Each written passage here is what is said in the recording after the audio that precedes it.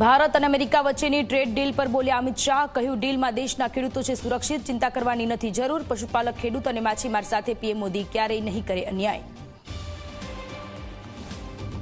આજે કોલંબોમાં ભારત અને પાકિસ્તાન વચ્ચે મહામુકાબલો। મેચને લઈને ક્રિકેટ રસિકોમાં ભારે ઉત્સાહ। અત્યાર સુધી T20 વર્લ્ડ કપમાં ભારતે પાકિસ્તાનને 7 વખત આપી છે કારમી હાર।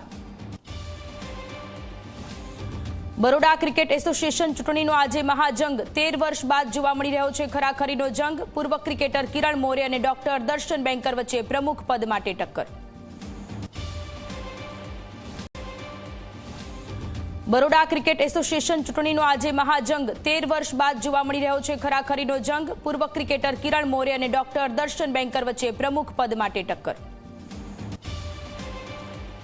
ભરૂચના અંકલેશ્વર નજીક ચોખાની યાર્ડમાં લઈ જવાતો દારૂ ઝડપાયો। પુનગામ ઓવરબ્રિજ પરથી દારૂ ભરેલી ટ્રકને પોલીસે કરી જપ્ત। વિદેશી બ્રાન્ડની 33,000થી વધુ બોટલો સાથે આરોપીઓની અટકાયત।